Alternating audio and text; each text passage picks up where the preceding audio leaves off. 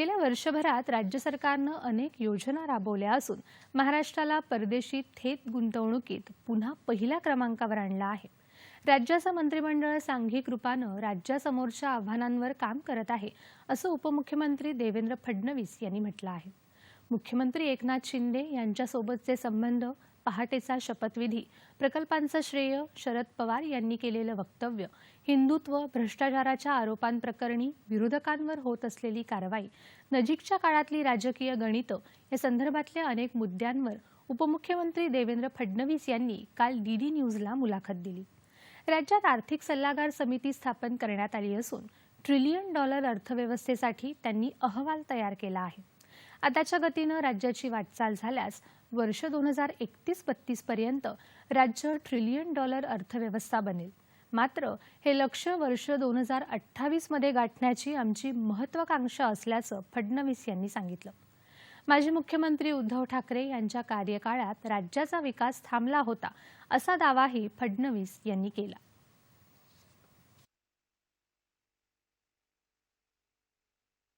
एक प्रोजेक्ट उद्धव ठाकरे जी एक दिखाए, एक one single project Uddhav Thackeray ji के समय शुरू हुआ या उद्धव ठाकरे जी ने क्लियरेंस ला, एक प्रोजेक्ट दिखाइए।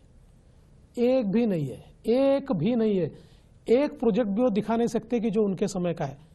सारे प्रोजेक्ट या तो मेरे समय के हैं या अभी वापस हमारे आने के बाद है।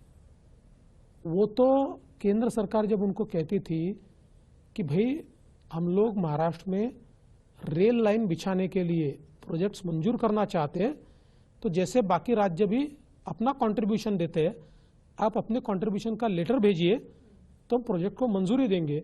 उन्होंने निर्णय किया हम कंट्रीब्यूशन नहीं देंगे।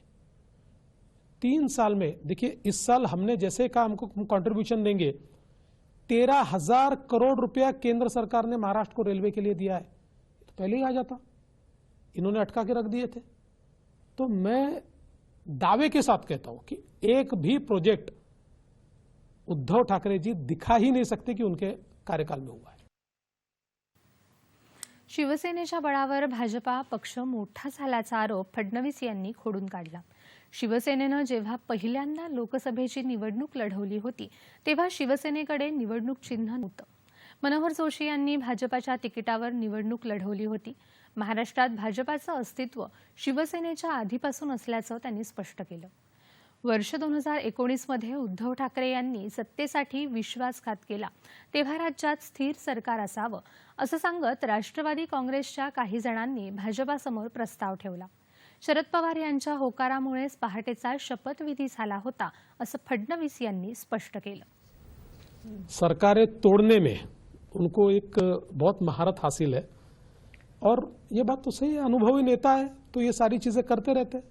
कुल मिलाकर पवार साहब के साथ ही हमने तय किया था, जिस समय उद्धव जी ने हमको धोखा दिया और हमारे पीठ में छुरा घोंपा तो हमने रिटेलिएट करने का निर्णय किया। उस समय सामने से चलकर एनसीपी के कुछ लोग ये कह रहे थे कि हम नहीं चाहते कि 3 लोगों की सरकार बने, स्टेबल गवर्नमेंट नहीं बनेगी, महाराष्ट्र का नुकसान होगा, हम चाहते हैं बीजेपी के साथ आना। हम लोगों ने चर्चा की, शरद पवार जी से ही चर्चा की, शरद पवार जी ने हामी भरी।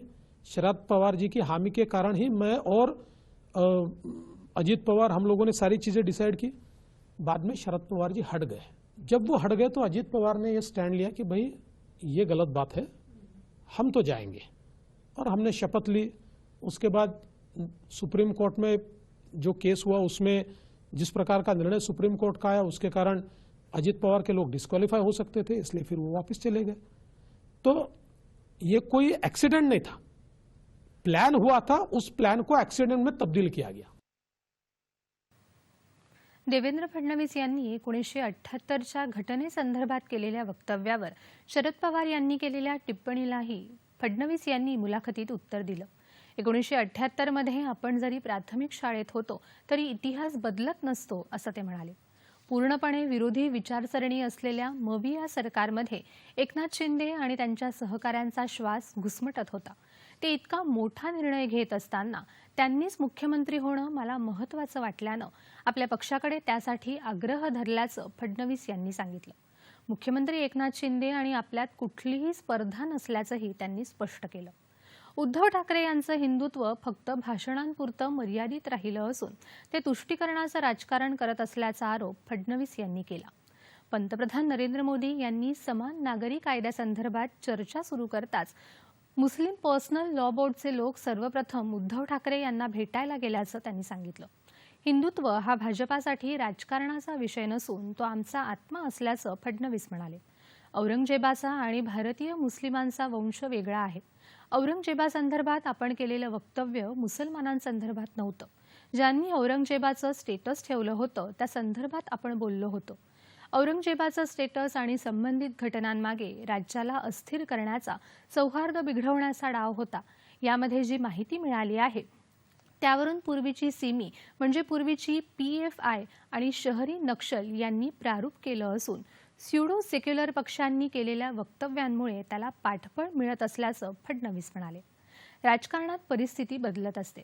भाजपासाठी कुठलाही पक्ष वर्ज्य नसला तरी काँग्रेस, MIM सारख्या पक्षांसोबत स्युडो सेक्युलर तुष्टीकरणाचं राजकारण करणाऱ्यांसोबत भाजपा जाऊ शकत नाही असं फडणवीस म्हणाले. पंतप्रधान नरेंद्र मोदी यांच्यावर जनतेचं प्रेम असून पुढची निवडणूकही जिंकण्याचा विश्वास व्यक्त करत लोकांच्या अपेक्षांवर खरं उतरण्यासाठी कठोर परिश्रम घेऊ असं त्यांनी सांगितलं.